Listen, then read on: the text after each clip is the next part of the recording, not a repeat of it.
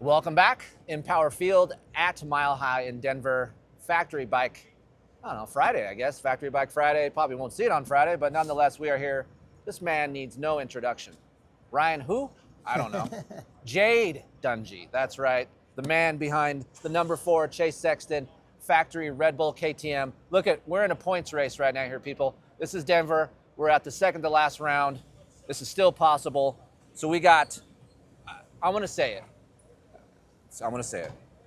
The best looking bike to me in the paddock. I'm a big orange fan anyway, and the work that this man has put into this bike, every week I walk by it or I see it on TV and I'm like, it just makes you want to ride a KTM. At least that's how I feel. So Jade, thank you for joiing us. We appreciate it. I'm excited to do Chase's bike because Chase is a picky SOB, and this is what I like. Yeah, no, things evolve. Yep. I was telling the other guys that we were doing, we decided not to do this early. We want to do it late because I know we would have went to round 1 and you would have said, here we are. Changes and then so that would have much. changed. Yep. So let's start with the engine.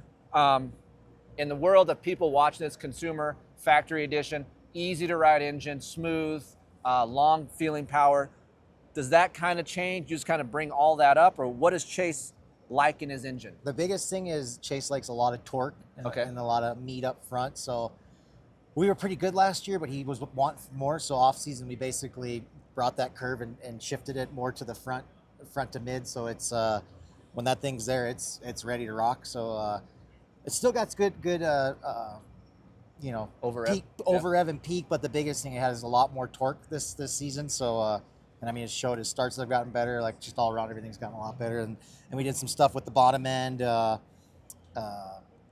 With some cranks and stuff, and then so when you Chase asked for front side, I need some more bottom end. Where does that involve you guys? You start with piston, cam, or is that just collectively everything? It's a bit of everything. Cam, crank, a lot of stuff just kind of went into it, and then we did a lot of clutch stuff to help kind of keep the power delivery to the ground. And actually, we went stiffer with a lot of stuff, and that helped us start. So it was just kind of like trial and error. And like I said, we got through that first year with them, and you learn with a rider what they do and don't like. So that second year is kind of like, you got a long list of what not to do, so it's eliminated a lot of stuff. So it's just kind of hit a home run and go for it. So. Yeah, starts have been better. So you're saying he has more front side, has more bottom end to get out of the hole. Has this clutch evolved at all? Yeah, the clutch. We worked on the clutch setup with Hinson, so that helped a lot. And is it more spring related or is it leverage? A bit of both, spring and leverage related. So more just get a good feel with the finger, because last year we had a good feel, but it was always like kind of hit or miss, and now it's got a good feel with the ratio we got up here. So we're looking for a wider window. Yeah. So on off. Yeah. Make his window so if you're not perfect on the gate, you can still get a start without being so perfect as a rider. So just making that window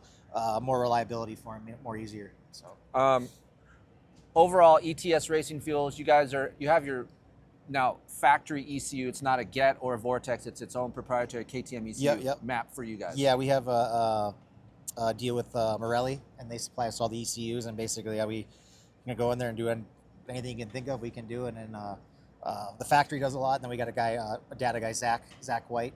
He does all the data stuff here. And then I think we got a pretty good package this year. I've been pretty pumped on it. When people look at a Chase Sexton KTM Red Bull Factory Racing motorcycle, how many people are involved in one motorcycle? Obviously, I know there's more than you. Oh, yeah. I mean, just like on a day-to-day basis, you got Ryo, our suspension guy, and then Kelly and Wayne, they're the engine guys, and then I build the chassis and stuff. So just top there's 4, and then you got his dad, who's a Prax mechanic, and he handles everything in Florida. And that's just 5 right there. And then you got the crew chief, everybody in Austria. It's more than just and a couple they have people. your own wire harness guy? We can do our own. Carlos does our harness here, but we Carlos get them from the factory, and it's all pre-made to our spec, and then we modify it here. And but yeah, it's just there's tons of guys at the shop in Austria doing stuff, and it's always evolving, never ending. Elevation here, obviously, very high up. Do we change anything within the engine spec? ECU? ECU, they'll tinker a little bit, but basically just kind of bump up compression. And then for this weekend, we were introducing the new Evo 3 headpipe from Akropovich. We're trying to get a head start for next year for sound, because it's going to be quite a bit lower.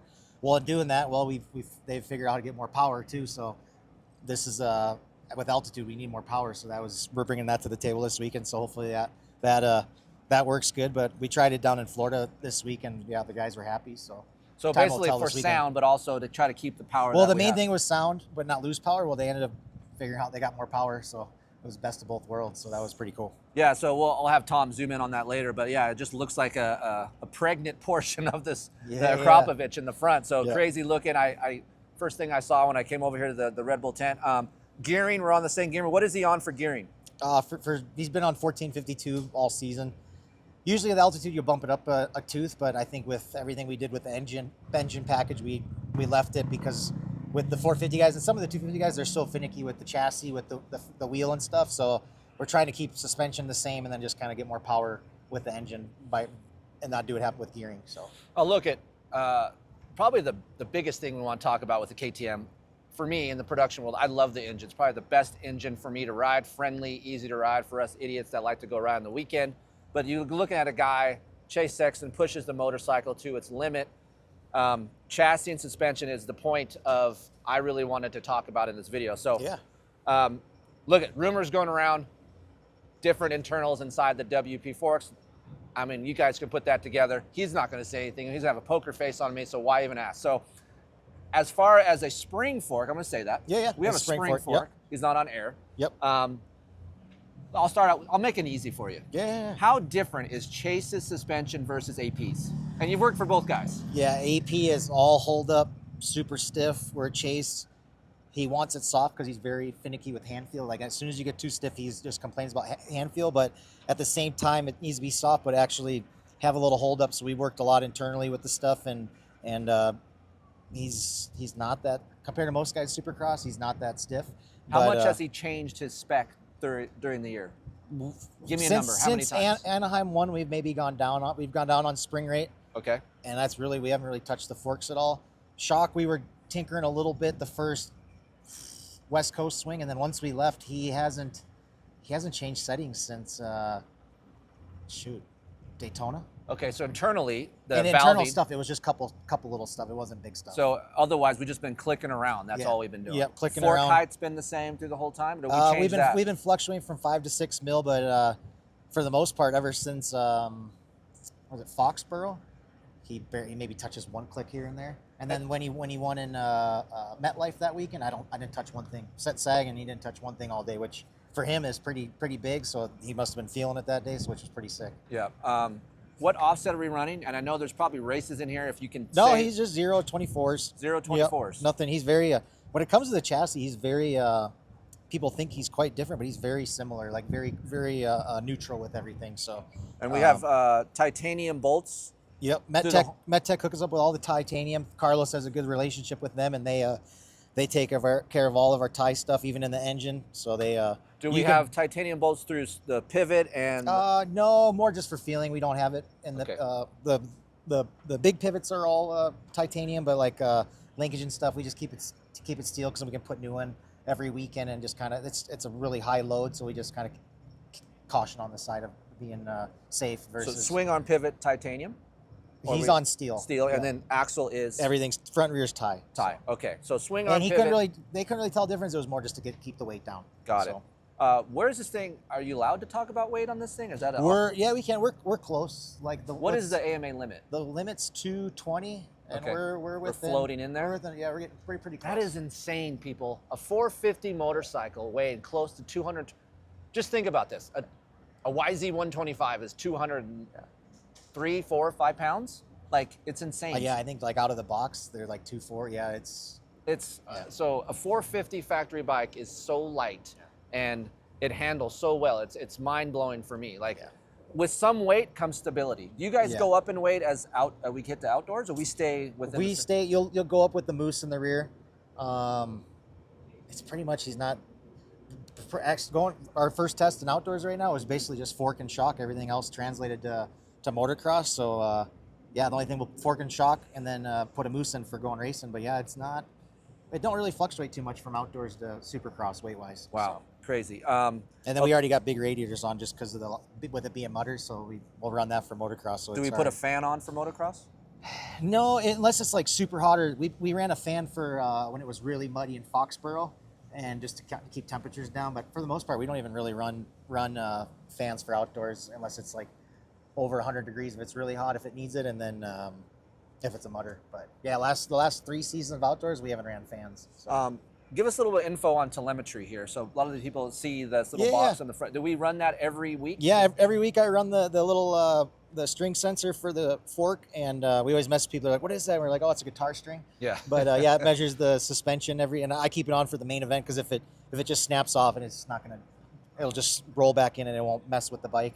And then there's some stuff they can measure with the shock. But yeah, it's always every time they come in, Zach downloads it. Ian, Carlos, and Rye always download. They're checking see how the numbers are, and it's hard to go off at 100% because like it's not like road racing where you're hitting the same line every lap, so you get fluctuations. So you try to just take this best lap or a couple laps and kind of find a generic or a window. Do we use Chase as like, hey, I feel it in this area, then that's when they dive into that? Yeah, if he's like, hey, I'm struggling in the whoops or something, we can look and like see the ride height and all that stuff. So it simplifies it. Yeah, they have the system now. It's pretty simplified. Yeah. So. Awesome. Okay, the cockpit area. Are we on standard offset pegs? We move them back a little bit for him, just from the stock position, a few mil, and then for this year, we see the front hump. Yeah, here. I made the hump because we always when he got on the KTM. It's a very flat seat compared to other bikes, and he just kind of would always slide forward. Okay. So they were always making him seats higher back here, but nobody really touched up here. So one day, when I started working for him again, I made a test seat, and I was like, hey, just have an open mind. You might not like it. And then he put it on, and we thought he was screwing with it. He's like, oh, this is the best thing ever. Like, really? And we were like, hey, come on, be serious. Do you like it? And he's like, yeah, it was huge for him, believe it or not. So just keeps him in that pocket. Yeah, basically, I build it up a little bit right here, and then it just kind of keeps him in the sweet spot. That way, like when he's coming in the corner, he had a tendency to getting up in here, and it just kind of keeps him in the sweet spot. It's a very subtle, like the naked eye is not that much, right? No, it's not that much. Yeah. Okay, so we talked about before the camera was rolling, which was a great conversation, which we can't show, but it's awesome. I complain a lot about this. I'm going to try to say it right. You can correct me if I'm wrong. Sella della Valle. Yep, that's how you say say it. Yeah, or at least that's how I say it. So. Okay, great. Okay, sorry if we butchered it. But man, it is the spikes on this seat is very grippy. And in the stock world, they have more ribs that go across this. Chase has less ribs on this, but nonetheless, it eats my ass up like no other. And this is one of the reasons why we had to back this down a little bit. Yeah, it was actually Chase's dad, Keir. He's like, hey, let's remove a couple strips right here, because I think it usually comes to here. And Chase is the same way. It rubs his butt really raw. Yeah. So, yeah, we got rid of these two, and he's more right here, so this doesn't bother him too much. I don't think outdoors he might complain a little bit, but yeah, this material, we stick with it because it's super lightweight compared to like your normal seat cover or your aftermarket seat cover. And then these guys, they actually last year made us a little bit thicker because the knee braces would rub right here. Correct. So they added a little bit of a thicker material there, and it's a pretty badass seat cover. Foam is a little firmer than... We just run stock. Foam? We have the option to run lightweight, but it's so hard, most of it. I mean, I think... when you have a closed cell foam, it's the density is really firm, and right? Like I said, we're close on weight. And it's like we don't need to run aftermarket seat foam. He just gave you some insight right there. So we can't even run phantom foam because that's how close we are in weight. Okay, so let's just call it 220. This thing is 220 pounds. Insane. Look at I'm a big bar nerd. Yeah, yeah. So we were running an 827. Now we're on a flatter, straighter bar, 821. Yep. Give us the lowdown of the bar spec. Are we cutting the bar mount height? Where are we at here? So from last year to this year, he was running, I think it was 33 bar mounts with 827. But the hardest part was his basically bars were sitting almost right on the top of the fork. The cap. The cap. So his dad's like, hey, let's try getting it up. Try to keep it the same. So these bars aren't too... I mean, at least on the spec sheet, they're not too far away from the 827. It's a couple little things that are different. But to compensate, I put a 45 bar mount on there to get the height kind of this. It's a little bit taller than we was running last year. But then now if I need to go up on fork cut, I got more room here. And it just kind of more open the cockpit up a little bit. But he did like the feel of it as well. Reason, did he say what the reason was why he wanted to go to a lower bar? He just trying stuff? He was in that, they want to tinker here and there. And then... He tried with the first try of it. We had the bar mounts and it was too low. He's like, "Oh, these things, I don't like them." And then we raced Anaheim. I think the first couple rounds on the 827. Then one day he's like, "Hey, throw those bars back on." But I got the bar mount higher. And then he's been with it ever since. I think that was around Phoenix, right before Phoenix. And we're on standard length. Yep, I don't cut them standard length. I think, and then Any special simple with the throttle? Because we run an aftermarket. It's insane, people. Like, I don't know. I'm getting whiskey just thinking about it. So no, there's a little bearing in there. We run a little aftermarket throttle tube, and then we it's overkill, but we run a billet throttle housing we make. And the only reason we did that, because back in the day, my brother, when he was racing, there's the cast one, which is a good part. He ended up, somebody landed on it and it broke and basically had a DNF. So we just beefed that up. And then it's more just for just a safety, and it kind of looks cool. It cleans up. So we run an aftermarket Domino. They make their own throttle tube and everything. So it's got it. So Domino tube, that's really cool. Yep, and then Domino cables, and it's kind of a works version. It's a little thinner, right? I cut the sheeting off for weight, and then internally it's a little bit more smoother than your stock. Man, it is insanely smooth. Like, that's nothing better than walking in your garage and feeling your throttle and how nice and buttery it is. That's where we're at here. And as far as the layout of the handlebar, it's very clean. Unlike other guys where they have shit everywhere, this is very easy. Yeah, it's nice too because Chase, he with him, we screwed around with some start maps in off season, but he's so good with keeping the RPMs. He has a good listen for, or can hear it good, so he can replicate most of the time his RPMs on the start. So I don't have a launch map, and it's just basically kill and start. So it keeps it all kind of clean and yeah. So very attractive bike. Chase Sexton, you know, until the Jet came around, you watch Chase, you're like, oh my God, it's unbelievable. And then you watch Jet ride, and then you look at Chase, you're like, well, Chase is a little bit more of a bulldog style, but it's not. It's like a blend of aggression and technique. So unique riding style. Yep. If you're going to build a prototypical motocross rider, Chase Sexton is that guy. Yeah, he's so good, like just his technique and everything. He's very gifted. If you had to save, this is going to be a fun one. You ready? Oh. Burning the house down. Help me, Jade. You got AP and you got Chase. Who are we saving? I got two shoulders. We're good. I can save them both. Nah, that's a good mechanic right there. All right, that's been Red Bull KTM Factory Edition right here of Chase Sexton, number 4, Jade Dungey. Always fun to talk to Jade. If you have any questions, I don't know if I know it, you can always hit me up, Chris@KeeferInkTesting.com. But we appreciate the time. Yeah, thanks for coming. Are you still riding? You ride a little bit? No, maybe at the Supercross track I'll do a lapper here, but I get arm pumping. With HR, I'm not allowed to post any. He's any a good videos. follow, people. What's the Instagram? It's just my name, Jade Dungey at Gmail. Great follow. So if you want to do that. Jade Dungey Instagram. Sorry, Gmail. My bad. What an idiot. All right, guys, that's been it. RacerXOnline.com. Don't forget, 12 issues, $30. You can subscribe to the magazine. You read the magazine still? I don't have time to. I'm just so go. He's out. But maybe you guys in the work bathroom every now and has some good reads. So you got time in the bathroom? I got time in there on lunch hour. Everyone has time for that. See you on the next video.